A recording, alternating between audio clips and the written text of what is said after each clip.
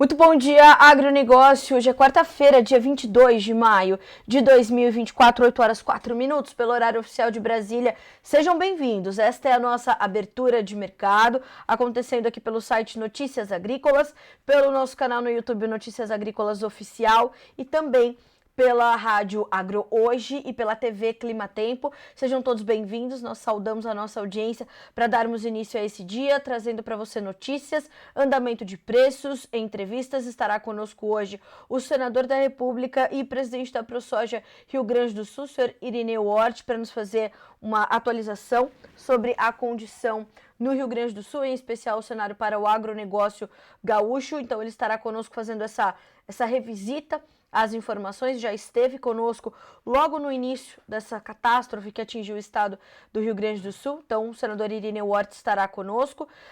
Nós vamos falar ainda sobre a anistia aprovada, né, das dívidas teve a urgência aprovada para os produtores gaúchos, a CNA pedindo mais prazo para a formalização da renegociação das dívidas e também uma vitória importante do setor na Câmara dos Deputados ontem com uma proposta, um projeto de lei que impede que invasores e ocupantes de terras recebam benefícios do Estado. Tudo isso será detalhado aqui no Bom Dia Agronegócio, onde você sabe antes e primeiro as informações que vão direcionar o seu dia e os seus negócios.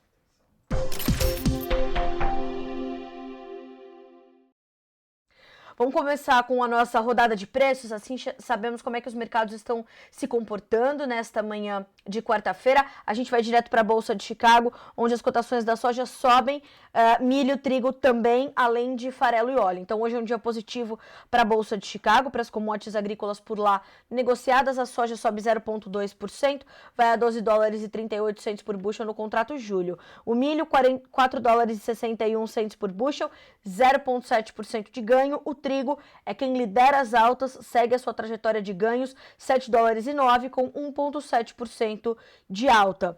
Ainda em Chicago, o óleo de soja tem 1,2% de alta, 46 centes mais 36 por libra-peso.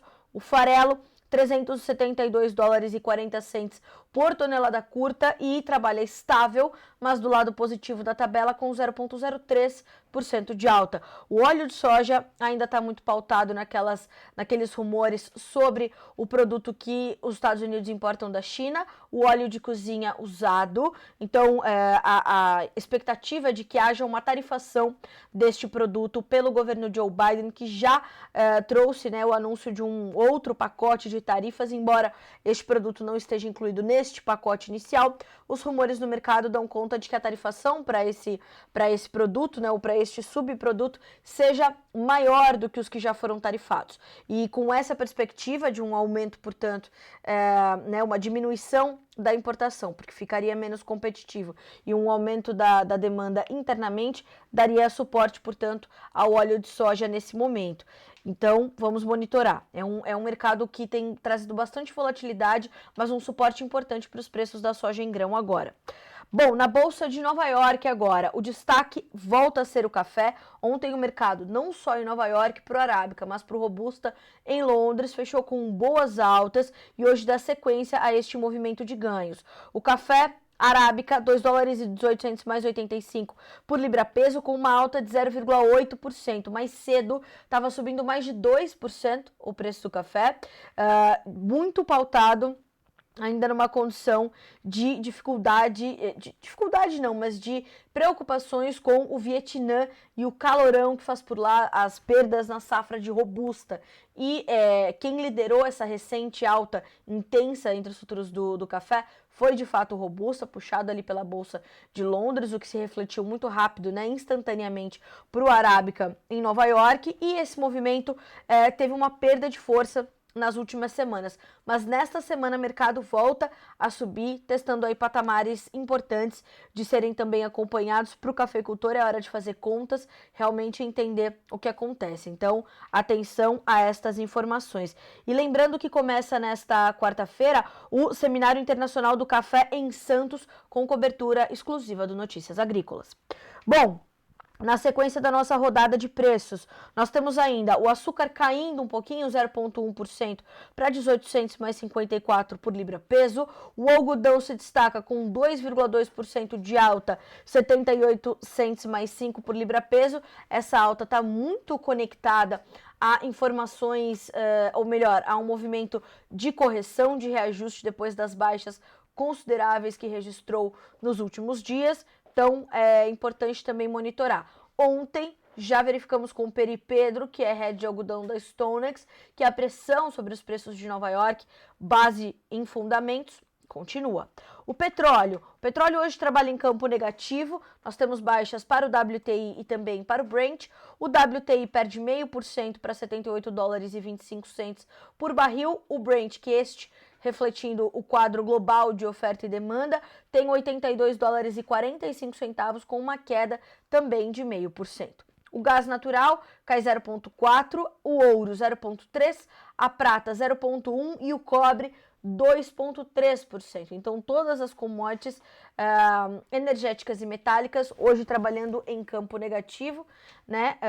E olhamos que, quando olhamos para as agrícolas, vimos que as altas, onde elas acontecem, elas estão bastante fundamentadas. Então, hoje pode ser um dia de um pouco mais de aversão ao risco, né? Então, é monitorar realmente, mas para energéticas e metálicas, o dia não é tão positivo assim.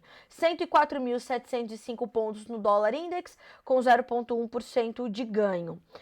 Para fechar a nossa rodada de preços, óleo de soja fechando no positivo em Dalian, mercado futuro na China, negociações encerradas, farelo também subindo, o milho também em alta. E um rápido comentário de Eduardo Vanin, que funde ali financeiro mais fundamentos. Bolsas americanas de lado e na Europa em queda, na Ásia as bolsas também caem, com a exceção da China. No geral, a conversa continua sobre os cortes de juros nos Estados Unidos. Nesta semana, o vice-presidente do Federal Reserve disse que ainda é muito cedo para dizer que a queda recente da inflação veio para ficar. O petróleo está em queda, o dólar index estável e o índice de commodities da Bloomberg, que é um indicador importante para esses mercados, tem queda de 0,5%.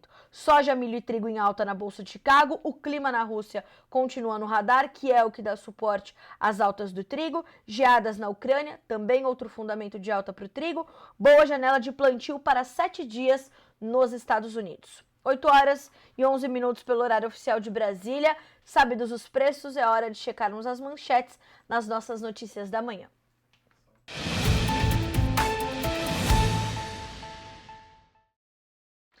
Bom, a primeira notícia dessa quarta-feira, 22 de maio, foi uma vitória importante que foi conquistada na Câmara dos Deputados na noite de ontem. O plenário da Casa aprovou por 336 votos a favor e 120 contrários o projeto de lei que visa impedir que invasores de terras recebam auxílios, benefícios e demais programas do governo federal. Além disso, esses indivíduos não poderão tomar posse em cargo ou função pública. A proposta é uma das diversas ações da FPA, a Frente Parlamentar da Agropecuária, contra os crimes no campo no país. De acordo com o presidente da bancada do Agro, o deputado Pedro Lupion, e relator da proposta no plenário, o texto trata da manutenção da ordem e cumprimento das leis. Segundo o parlamentar, o que motiva as invasões de propriedade no Brasil é a certeza da impunidade. Ele disse, abre aspas, enquanto os criminosos não forem punidos, vão continuar cometendo crimes. O projeto faz com que quem cometa esse tipo de ato não receba benefício do Estado.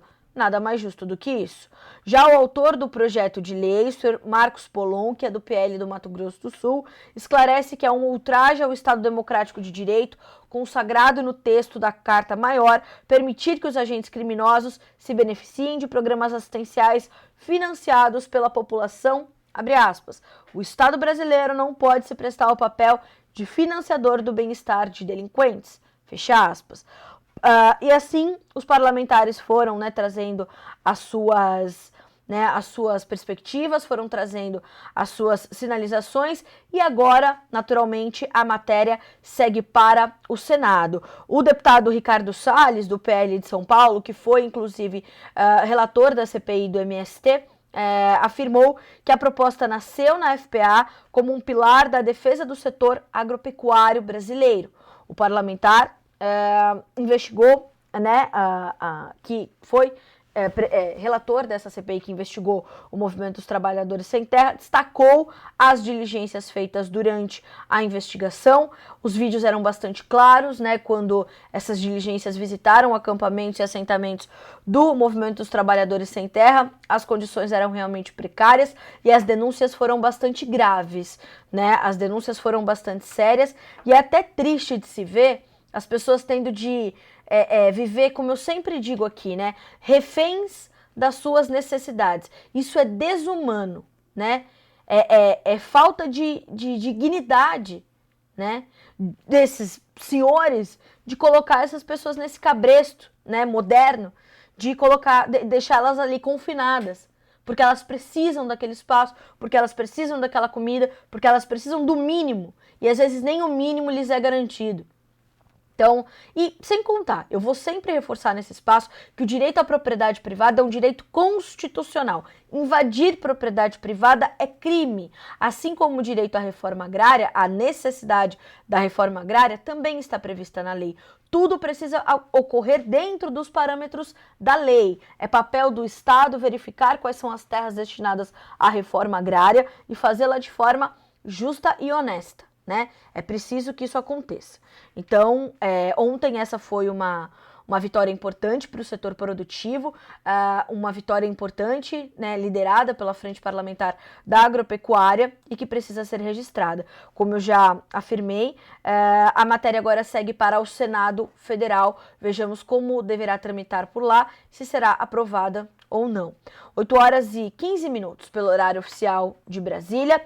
E ainda falando das informações que chegam da capital federal, o plenário da Câmara também aprovou ontem, nesta nossa segunda notícia, por unanimidade, né, e que bom, a urgência do projeto de lei do deputado federal Luciano Zucco para conceder anistia ao pagamento das parcelas mensais de crédito de custeio adquiridos em 2024 pelos produtores rurais do Rio Grande do Sul para pagamentos até dezembro de 2024. A proposta também suspende o pagamento das parcelas mensais de créditos de investimento e de comercialização adquiridos no ano corrente pelos produtores pelo prazo de 2 anos. O texto ainda cria uma linha de crédito para catástrofes naturais, o que é muito positivo, além de regulamentar o seguro de renda mínima ao produtor rural atingido por catástrofes naturais. Para o autor da proposta, o deputado Zucco, a medida vai permitir que os produtores permaneçam na atividade agropecuária, viabilizando o equilíbrio econômico e de produção em âmbito nacional para a oferta de produtos e abastecimento do mercado interno. Ele disse, abre aspas, durante esta aprovação da sua proposta de lei, do seu projeto de lei no Congresso, na Câmara. As medidas de apoio são essenciais em um momento tão difícil para o Rio Grande do Sul e para o Brasil. A solidariedade é um ponto a se destacar do povo brasileiro e do setor agropecuário e que tem se unido para mitigar os impactos socioeconômicos sobre os mais vulneráveis e, claro, sobre os produtores rurais que carregam o nosso país. O presidente da FPA, o deputado Pedro Lupion, reforçou que a iniciativa é meritória e necessária para o agronegócio gaúcho. Ele disse em detalhes, abre aspas, a agropecuária gaúcha agradece essa urgência importante de socorro à agropecuária do Rio Grande do Sul. Temos outras propostas dessa grandeza que precisam ser aprovadas.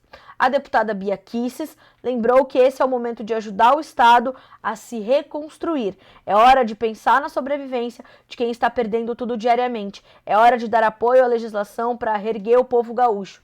Os primeiros números que são possíveis de ser levantados, até porque fica muito difícil, né, mensurar os prejuízos ainda com o nível das águas muito elevado em diversas localidades no estado, mensurar a totalidade e com assertividade, com acurácia, o tamanho do estrago no estado, na infraestrutura, nos plantéis, nos rebanhos, nas lavouras, perda de solo.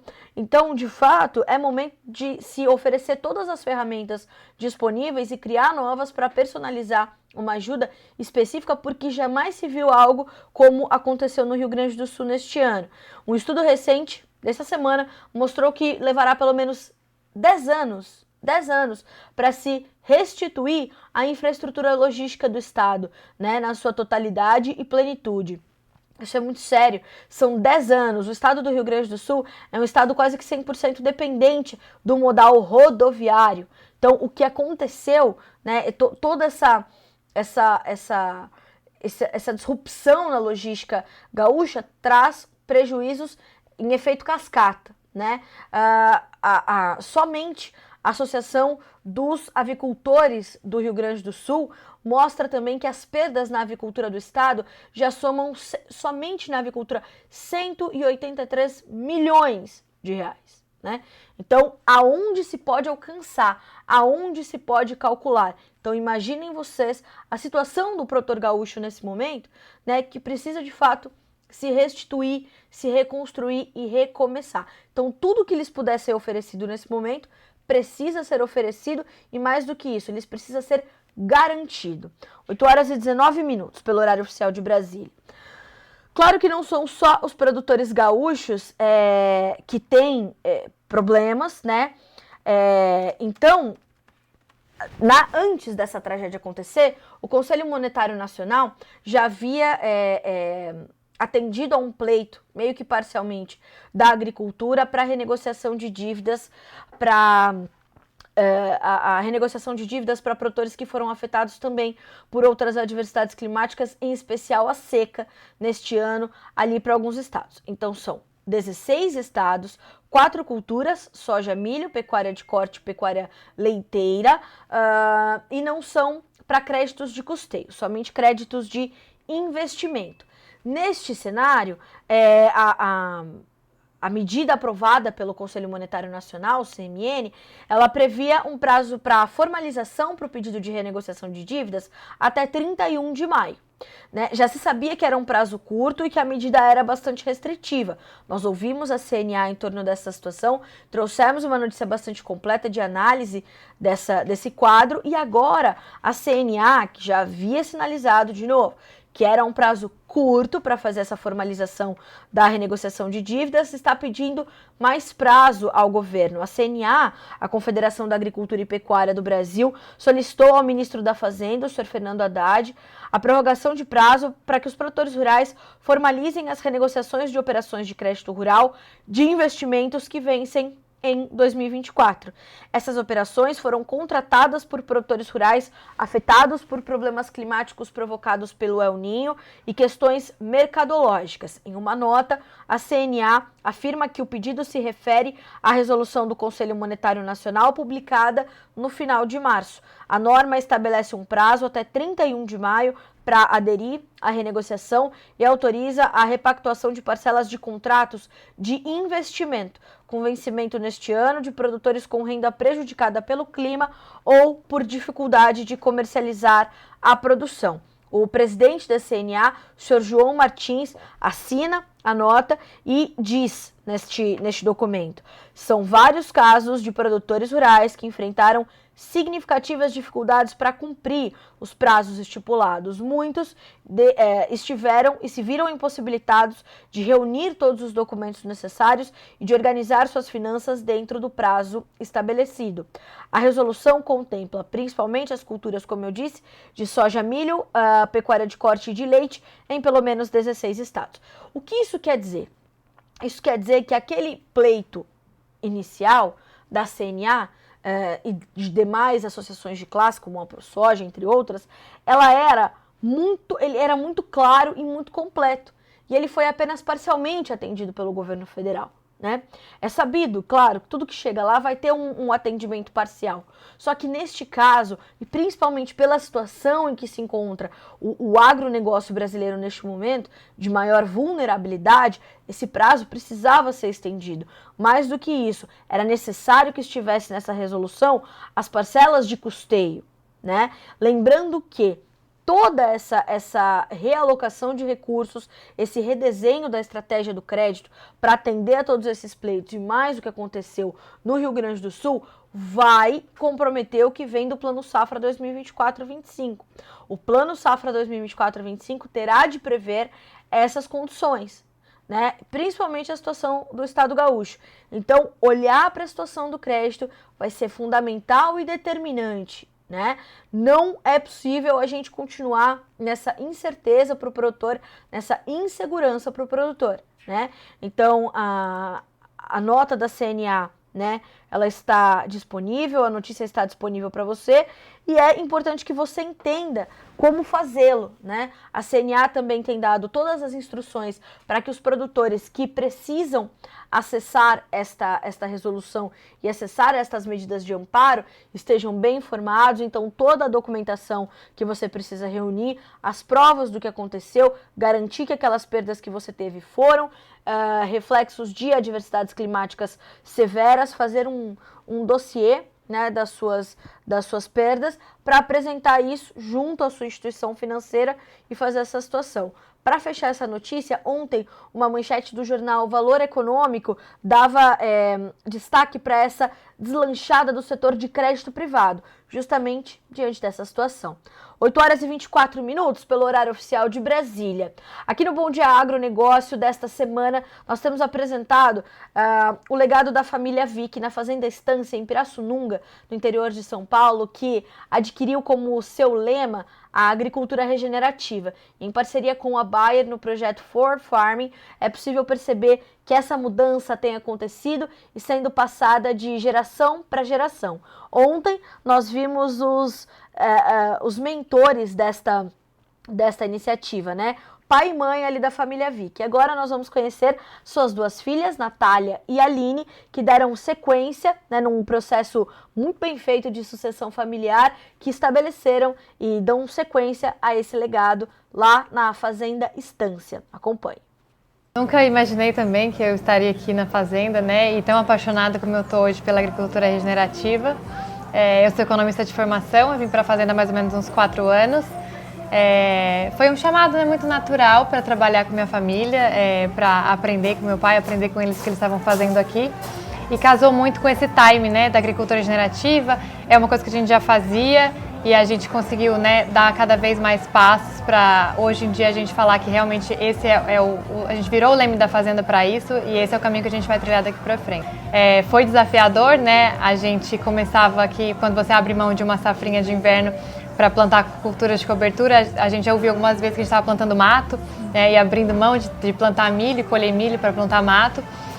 Mas hoje isso é extremamente pacificado, né, entre a gente, e a gente vê também outras propriedades da região adotando essas práticas de culturas de cobertura, porque fica muito claro, né, o ganho que você tem nos próximos anos, quando você tem mais raízes, mais palhada. Então você acha que vocês já estão sendo exemplo para outras fazendas? Eu espero que sim. Esse é o objetivo do nosso projeto aqui, né? A fazenda ficar de portas abertas para receber não só os nossos pares do setor de agricultura, mas também qualquer outro setor, né? A sociedade civil, para a gente mostrar o que a gente tem feito e que é possível a gente ter uma agricultura que caminha junto com a natureza e o meio ambiente. Esse é um caminho sem volta. Eu acho que a gente está começando um trabalho e a gente não vê voltar para trás. Eu acho que é disso para mais, assim, cada vez mais, com mais e mais práticas e cada dia a gente aprende mais, então está sendo uma boa troca. A gente está plantando uma sementinha do qual a gente se orgulha muito e é isso que a gente quer passar, que dá para produzir mais, com menos, regenerando mais, cuidando mais do meio ambiente e que a gente está trilhando esse caminho. Mas a gente já conseguiu deixar claro, né, e mostrar para as pessoas que a gente consegue produzir com regeneração sem abrir mão de produtividade, né? A gente vive disso, esse é um negócio da família, mas a gente consegue caminhar em equilíbrio, né? Conservando, produzindo, isso é o caminho que a gente tem certeza que dá certo. A gente não fez nenhum grande investimento para fazer essa transição que a gente está nessa jornada de agricultura regenerativa. Não precisa de maquinários diferentes, né? O brasileiro já está acostumado a fazer um plantio direto, por exemplo. Para você fazer rotação de culturas, é muito mais você adequar a algumas boas práticas. E sem dúvida, né, como economista eu olho muito, né, planilhas, produtividades e custo, e a gente tem redução de custo. Uma das nossas metas, e que é um dos pilares da agricultura regenerativa, é a otimização do uso de insumos. Então, muitas vezes é até usar menos, né, menos condicionadores de solo, menos fertilizantes ou fertilizantes inteligentes. Isso também é o que a gente está fazendo aqui na fazenda. eu costumo resumir a agricultura regenerativa como a gente adaptar as práticas de agricultura às mudanças climáticas. Então, quando a gente passa 1, 2 anos tendo perdas, ou por seca ou por chuvas, não tem outro caminho a não ser olhar para isso e falar: se a chuva não está vindo do céu, eu preciso que a minha água fique no solo, então eu preciso que ela não evapore com palhada. Se eu estou perdendo plantas por excesso de chuva, eu preciso também construir um perfil de solo para não lixiviar meus nutrientes. Eu acho que se a gente observa isso, né, à medida que o produtor começa a olhar para isso, ele vai chegar nessa conclusão sozinho, de que é somente uma questão de adaptação. E se a gente não fizer essa adaptação, a gente vai ter perdas consecutivas.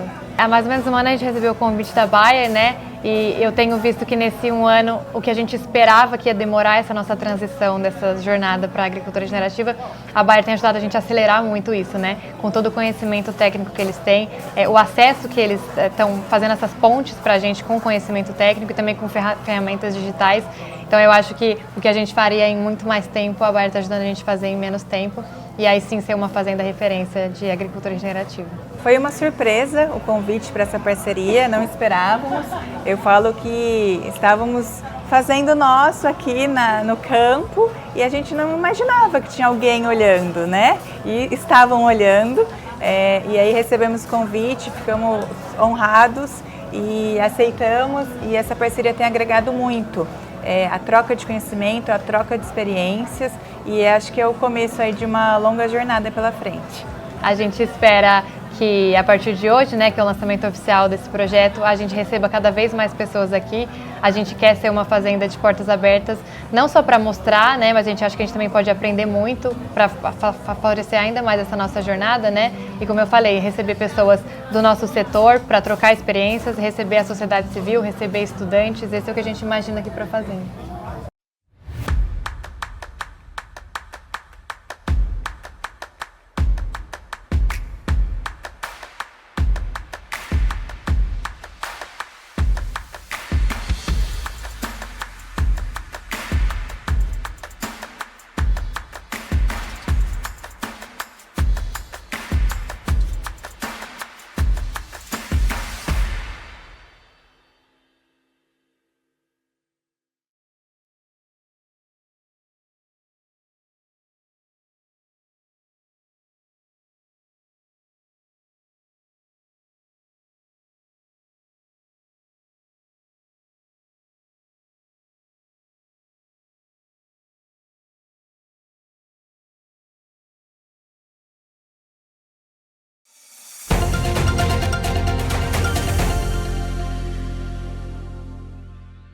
E o Notícias Agrícolas continua trazendo esses depoimentos, né, direto da Fazenda Estância.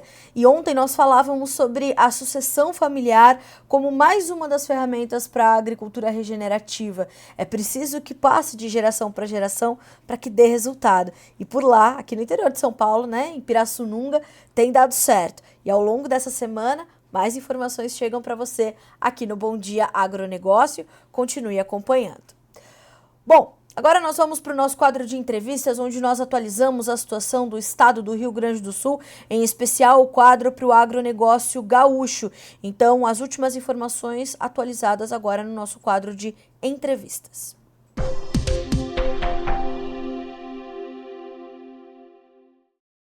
O Bom Dia Agronegócio recebe mais uma vez o senador da República e presidente da AproSoja Rio Grande do Sul, senhor Ireneu Hort, já nos fazendo companhia.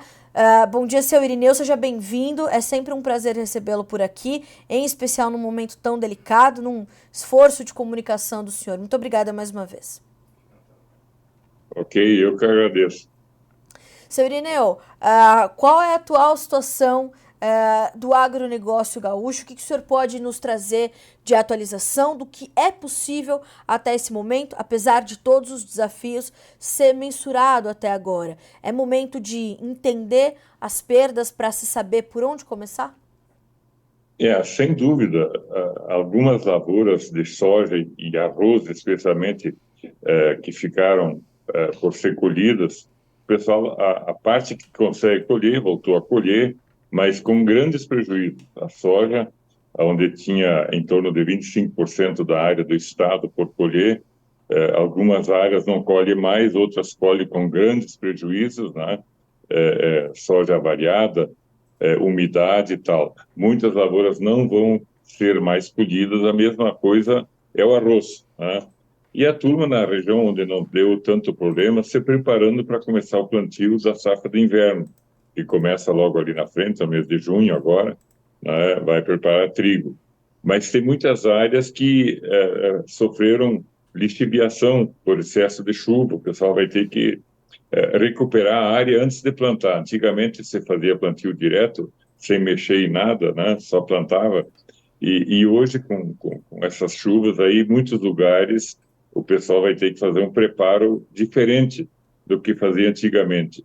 Mas o tempo também não está colaborando. Dá 3, 4 dias de sol e a previsão é chover novamente, e isso atrapalha. De toda forma, a situação é muito tensa, muito preocupante. Tu fala com produtores rurais, todos com problema, todos preocupados, né? E é uma situação que não se viveu antes, né? Então é muito difícil, a gente vai ter que, cada agricultor vai ter que se adaptar à sua nova realidade, né? Seu Irineu, ontem foi aprovada na Câmara dos Deputados a anistia, a urgência, né, para a anistia de dívidas dos produtores gaúchos. Como é que o senhor avaliou essa proposta? Como é que o senhor, essa aprovação, e como é que o senhor imagina que agora os trâmites seguirão, inclusive para a aprovação do projeto de lei efetivamente na Câmara e na sequência no Senado, e isso chegando efetivamente como uma medida de apoio e respiro a esses produtores? Acho que é fundamental. O produtor que tinha dívidas do dia a dia, todo mundo tem, né? E aqueles que tiveram o prejuízo total no estado da calamidade, se não fosse feito alguma coisa nesse sentido, até seria extremamente difícil de voltar à atividade. Eu acredito que vai passar no Senado com facilidade, né? E vai ser um alento para essa suspensão de dívida. Agora, além disso, vai ter que ser feito um reinício, vai ter que ser feito um novo financiamento para as pessoas voltarem a produzir, consertar as suas propriedades, casas, galpões, muitos perderam máquinas, né? E financiamento também para melhorar as terras. Então, esse é o passo seguinte. Essa suspensão agora aqui é fundamental para poder oportunizar a vida das pessoas, e acreditamos que seja aprovado, sim, com urgência. É um assunto urgente, até porque a missão do produtor e a missão do Rio Grande do Sul é produzir alimentos, e nós não podemos ficar aguardando decisões burocráticas para fazer a coisa voltar ao normal. Seu Irineu, e essa produção de alimentos, ela passa, né, muito claramente e é talvez um dos assuntos mais debatidos nesse momento, quando se pensa nessa catástrofe que assolou o estado gaúcho, a condição da produção de arroz. O estado é o maior estado produtor do grão no país, mais de 70% da produção vem do seu estado, e todas as recentes medidas tomadas pelo governo foram duramente criticadas pelos agentes do setor, né? Primeiro, a condição ali da informação de que seriam importadas até 1 milhão de toneladas de arroz. O leilão foi suspenso, teria acontecido ontem, mas foi suspenso pela Conab, sem muitos detalhes, mas também muito alinhado a essa inflação dos preços muito imediata no Mercosul. Os preços do arroz subiram 30% nos países vizinhos. O governo, então, vem com uma segunda medida e zera a TEC para o arroz de fora do Mercosul, né? E essa uma medida sem uma cota definida, inclusive. Como é que o senhor avaliou essas medidas? Como é que o senhor sente o setor arrozeiro aí no Rio Grande do Sul também recebendo essas medidas? E o que o senhor vê de movimentação para tentar, talvez, mitigar os efeitos de uma ação como essa, ou até mesmo barrar uma medida como essa sinalizada pelo governo federal? O governo tomou uma decisão precipitada. Na verdade, é isso. Talvez querendo fazer política de aproximação do eleitor, coisa parecida. Uma medida politiqueira, na verdade. Porque o arroz ele estava com mais de 80% colhido no Rio Grande do Sul, né? E como nós temos 70% do mercado, os outros 30% praticamente no resto do país, especialmente em Santa Catarina, no Goiás e Tocantins, não tiveram problema. Então, o abastecimento está normal. E o governo tomou essa medida e nós entramos imediatamente aqui no Congresso uma medida suspendendo essa importação. né? Não sei se o governo se baseou nessa medida ou de outras entidades, especialmente a Federação do Arroz, que imediatamente se manifestou contra essa posição, né, e parece que está surtindo efeito. Tanto que a suspensão da Conab, ela veio em boa hora, eu espero que não volte a ter leilões daqui a poucos dias, né, até porque nós estamos em final de safra. Então, existe um estoque grande. Se tiver que fazer algum leilão, coisa parecida, que seja feito lá na frente, quando efetivamente se notar que vai faltar. Mas nós acreditamos, especialmente a Federação do Arroz, que tem todos os números, ela entende que não vai ter esse problema, né? E se permanecer essa vontade do governo de importar arroz, o que vai acontecer? Vai desestimular a produção brasileira, especialmente a produção gaúcha. Então, o que pode ser bom agora vai ser péssimo logo ali na frente. Não vai ter produção. O arrozeiro gaúcho, para você ter uma ideia, nos últimos anos quase sempre trabalhou com prejuízo ou empatando. Agora teve 1 ou 2 anos que melhorou um pouquinho a situação, né? Os preços melhoraram um pouco e tal. Então, se nesse momento o governo entrar com uma trava dessas importando o produto, vai desestimular novamente, né? E uma coisa que já afetou, o fato do governo dizer que iria importar 1 milhão de toneladas, o que aconteceu? A América Latina, que produz arroz em alguns países também, o preço subiu 30% nos últimos 2, 3 dias, né? O que dificultaria mais ainda, o governo teria que subsidiar com um volume ainda maior. E nós, produtores, tendo que produzir ao preço que o governo quer estabelecer, nós vamos inviabilizar a atividade a médio e longo prazo. Então, nós continuamos dizendo que não pode, não deve importar arroz neste momento, até para o mercado se normalizar. E o mercado se estabelece pela oferta e procura, né? E você oferecer produto a mais do que a necessidade, a tendência é baixar. E baixando, inviabiliza a produção. E essa é a nossa preocupação. E era sabido, né, senador, que nós teríamos ali já um ano de oferta um pouco mais ajustada e nós necessitaríamos de algumas importações, mas o que não se pode, portanto, é ter uma importação quase que com porteiras abertas, essa TEC zerada e de maneira até exagerada, podendo promover um comprometimento muito grave da rentabilidade do produtor gaúcho, né, nesse momento.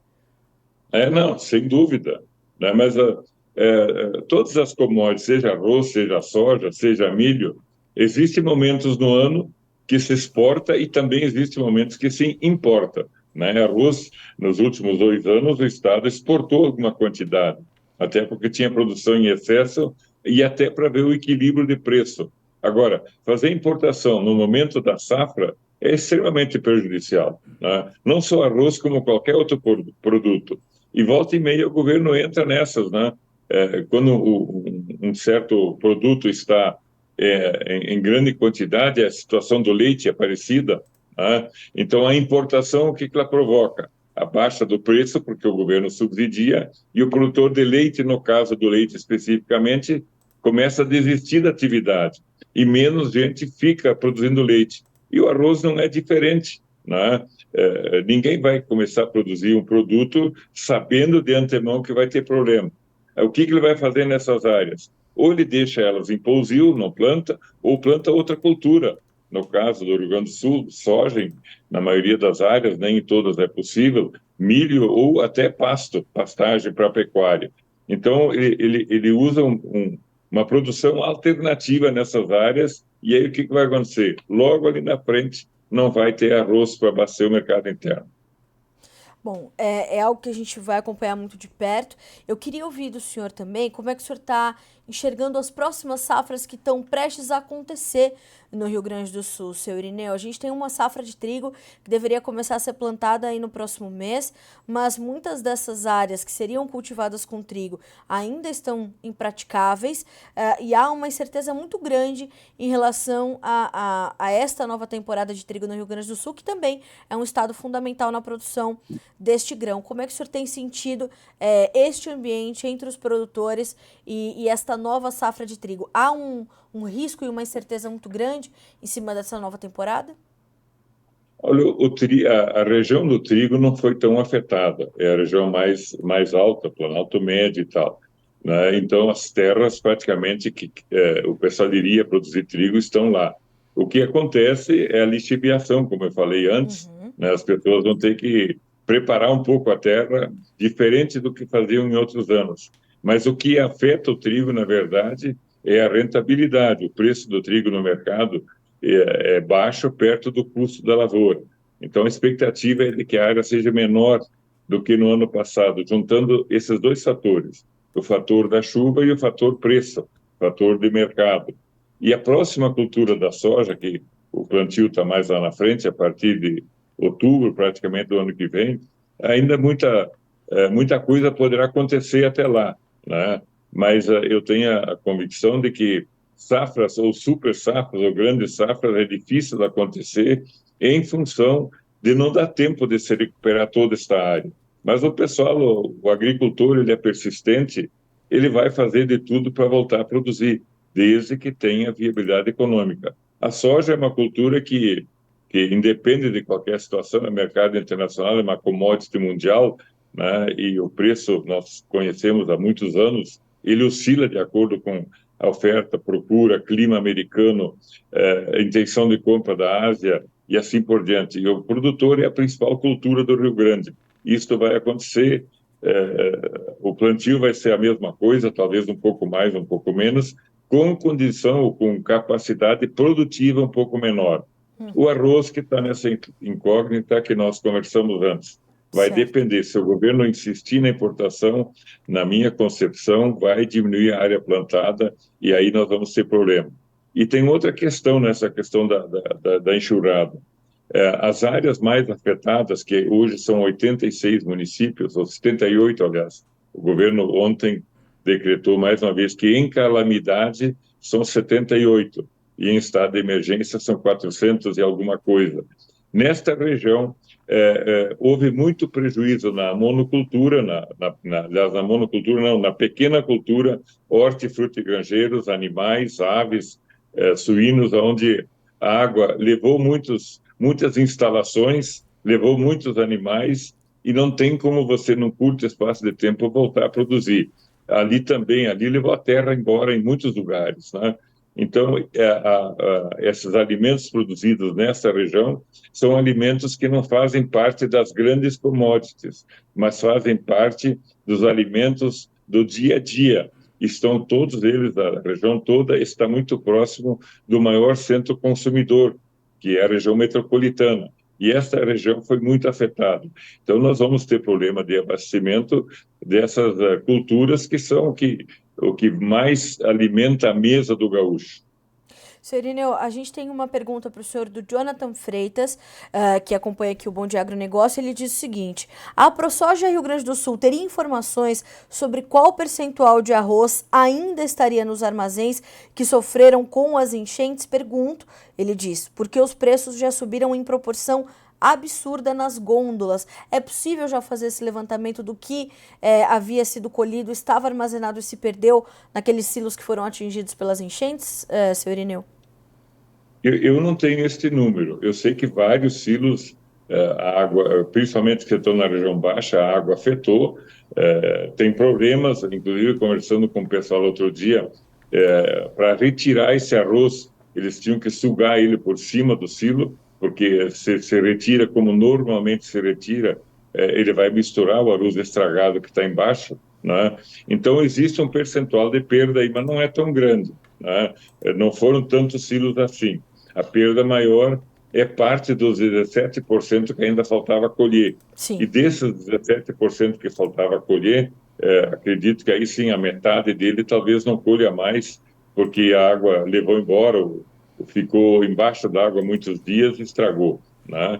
Então, mas isso como nós tivemos uma safra boa, aquela que foi colhida antes da chuva, aqueles 83, 84% tiveram uma produtividade acima um pouco do esperado, né? Então, a quantidade total colhida e aquela que ainda se colhe vai chegar praticamente na previsão inicial que se tinha, né, nessa questão do arroz. E o estrago, ele talvez não seja tão expressivo assim. Eu não sei precisar esse número. Bom, tudo é muito difícil de precisar agora, né, seu Irineu? Nesse momento, aonde é possível acessar, se vai tentando mensurar. Quando nós falávamos da primeira vez, o senhor citou aquela condição do projeto de lei que o senhor apresentou, propondo o remanejamento de 2,2 bilhões de reais do Fundo Especial de Financiamento de Campanha para apoiar as obras de recuperação do estado do Rio Grande do Sul.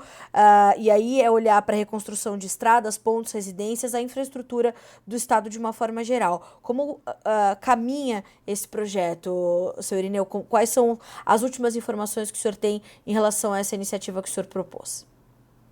Terminou agora, semana passada, o prazo para apresentação de emendas, né?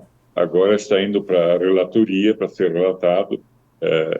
Acho que hoje ou amanhã alguém assume a relatoria, nós vamos tentar indicar uma pessoa e vai ter os trâmites normais. Nós temos recebido muitos apoios de municípios, de entidades, de parlamentares, né? Inclusive, tem parlamentares que assinaram junto este projeto de lei, e nós esperamos que ele possa avançar. O objetivo desses 2 bilhões e 200 milhões seria injetar no Rio Grande do Sul, especialmente nesses municípios com problemas, via FPM e FPE, que é o caso do Estado, distribuir nessa proporção para os municípios afetados. Nós esperamos que isso avance, embora nós saibamos que tem muitos partidos, né, porque a questão aí é partidária também, que estão contra isso. Eles acham que tem que deixar esse recurso para a eleição. Mas o recurso total são 4 bilhões e 900 milhões. E nós estamos pleiteando 2.200. Por que 2.200? Porque 2.200 é a quantidade de recursos que se acrescentou ao valor original, que era de 2.700. Foi através de emendas parlamentares que se chegou na elaboração do orçamento de 24, nesses 2.200. Tá? Mas eu sinto, falando com alguns parlamentares, especialmente fora do Estado, que não tem muito interesse, mas eu acredito que ele seja uma minoria. Tá? E esse recurso ele é substancial, ele é importante se nós conseguirmos essa aprovação, e é um recurso que está disponível, pois a eleição está próxima, em outubro, esse dinheiro está no orçamento, né? Se não for destinado ao Rio Grande do Sul, ele será gasto na eleição, e é um dinheiro que aparentemente evapora, né? Porque ele não traz resultado a não ser financiar a despesa de campanha dos candidatos, neste ano a vereador, a vice-prefeito e a prefeito, né? Antigamente não tinha financiamento público nenhum, lógico, era outro sistema. Hoje não se pode utilizar recursos de empresas para esse tipo de financiamento, mas restam 2 bilhões e 700 milhões de reais. É só diminuir o gasto, fazer uma eleição mais barata e atender o prejuízo do Rio Grande. Nós estamos fazendo força, os apoios que vêm vindo são importantes, especialmente para aqueles parlamentares que têm dúvida em apoiar esta medida ou não. O parlamento, ele tem todos os poderes, ele votando, a maioria votando a favor, a decisão acontece, sai e dá para resolver o problema.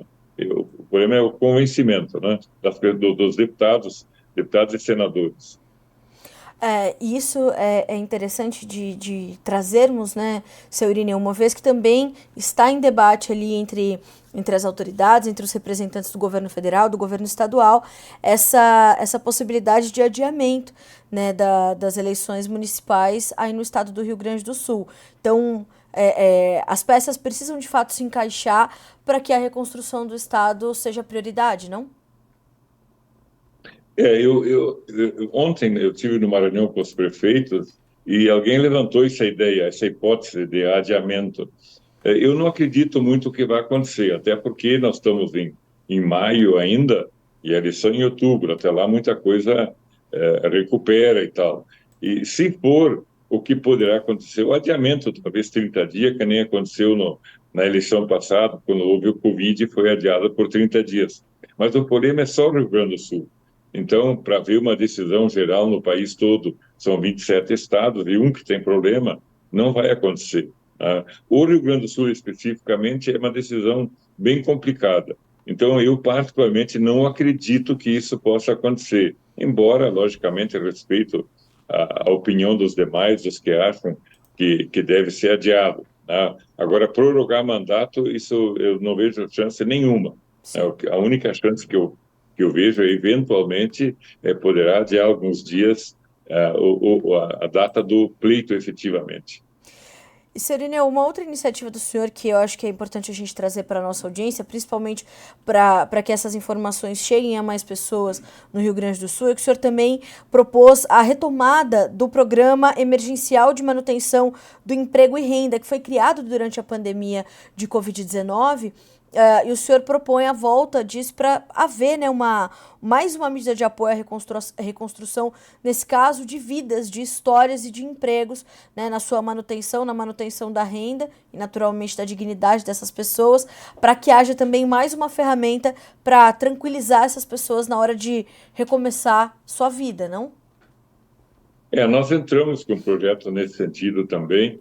O governo já anunciou algumas coisas, justamente porque não afetou, nós falamos muito em agricultura, mas o prejuízo maior de curto prazo é no comércio e é na indústria, nas regiões que alagou e nas regiões onde, especialmente no Vale do Taquari, onde praticamente muitas cidades não tem mais comércio. O comércio que tinha foi todo ele levado pelas águas. Então, muita gente vai ficar desempregada. E a ideia é justamente fazer que nem foi feito lá atrás, na época do Covid, que o governo subsidia ou financia as empresas em parte e garanta o emprego, né? Que as pessoas sem emprego, sem renda, aí vai morrer, aí realmente complica. Então, algumas coisas o governo já anunciou, a liberação do Fundo de Garantia, ele vai repassar também recursos individuais na ordem de algo em torno de R$ 5.000 por pessoa. Tudo isso ajuda, né? E é importante, logicamente, que o emprego possa ser mantido, que as empresas possam ser erguidas, algumas talvez não consigam mais, mas que o grosso a grande quantidade de empresas, grandes, médias e pequenas que foram afetadas, possam efetivamente manter. Na indústria calçadista, nós já vimos algumas reportagens, o pessoal começou a limpar as indústrias, limpar as máquinas, e algumas já voltaram a produzir, né?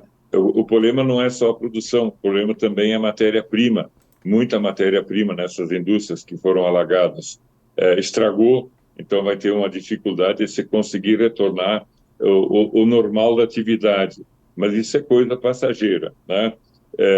Logicamente, o custo para voltarmos à realidade, ele é muito grande e será demorado, não tenha sombra de dúvidas. Nós comentamos em algumas manifestações nossas o Katrina, que foi um grande evento americano que aconteceu há uns 10, 12 anos atrás, e era uma cidade apenas, né, levou 10 anos para a reconstrução. Isso nos Estados Unidos, onde o país inteiro é um país economicamente sem comparação com o Brasil, as pessoas financeiramente em situação diferente da nossa. Imagina nós com 70, 80 cidades com problemas seríssimos. Nós vamos levar para voltar à normalidade, por incrível que pareça, ou embora a gente não queira isso, mas vamos levar muitos anos, quem sabe 8, 10, 12, 15 anos, e algumas coisas talvez nem se recupere mais. Mas, de toda forma, é um problema climático, não é um problema do ser humano, nós temos que conviver com isso e lutarmos. Eu tenho a convicção que o gaúcho ele é predestinado, ele tem força de vontade e tem tido muito apoio do povo brasileiro de um modo geral. As doações que têm sido dadas do resto de todo o país, né, foram muito grandes e vão continuar acontecendo, além, logicamente, dos auxílios através de financiamentos que deverão ser feitos em condições melhores para que as pessoas possam acessar e retomar a vida normal. Bom, senhor Irineu, o Notícias Agrícolas, mais uma vez eu lhe reforço isso, está de portas abertas para o senhor, para o Rio Grande do Sul, e a gente vai continuar atualizando as informações por aqui. Qualquer nova informação que o senhor queira compartilhar com a nossa audiência, por favor, as portas estão abertas para que a gente possa continuar registrando o que está acontecendo, o que aconteceu, mas mais do que isso, registrar essa reconstrução do estado do Rio Grande do Sul. Muito obrigada mais uma vez por estar conosco, por atender o nosso convite aqui do Bom Dia Agronegócio, do Notícias Agrícolas. É sempre bom ouvir, né, a sua análise junto da sua força e dessas boas notícias de que as coisas vão demorar, mas vão voltar à normalidade, né? Vamos voltar a ver um Rio Grande do Sul pujante e forte como sempre. Muito obrigada mais uma vez. Eu que agradeço, um abraço a todos. Um abraço, seu Irineu. Um bom trabalho para o senhor por aí. Até a próxima. Bom, conosco esteve, portanto, o senador da República, o senhor Irineu Hort, pelo Rio Grande do Sul, e também presidente da ProSoja Rio Grande do Sul. Vejam como é um trabalho hercúleo, né? O de tentar entender por onde começar. É difícil, né? Então eu vou deixar aqui para vocês o Pix que nós temos tratado desde o início dessa tragédia, que é a vaquinha do Badim, né? Então é o enchentes@vaquinha.com.br, uma iniciativa totalmente segura, responsável, que já levou milhões de reais em donativos para os afetados pelas enchentes no Rio Grande do Sul, que passam de 2 milhões de pessoas. Nós não Vocês ouviram o seu Irineu Hort, né? De 8, 10, 12, 15 anos de reconstrução. Não vai ser amanhã que o Rio Grande do Sul vai se levantar. Então, nós precisamos continuar mandando essas ajudas, mandando essas doações, porque por mais que se reabra uma padaria, não tem como fazer pão. Então, é preciso que essas ajudas sejam constantes, né? Para ver o povo, mais uma vez, fortalecido para dar sequência a esse trabalho de reconstrução. Que é duro, é cansativo, é longo, mas está acontecendo. Eu quero agradecer a todas as mensagens que temos recebido aqui no nosso Bom Dia Agronegócio, na edição dessa quarta-feira. Amanhã estamos de volta a partir das 8 horas em ponto. Aqui pelo Notícias Agrícolas, pela Rádio Agro Hoje e também pela TV Clima Tempo. Eu estou te esperando amanhã. Boa quarta-feira para você. Bons negócios. Até amanhã.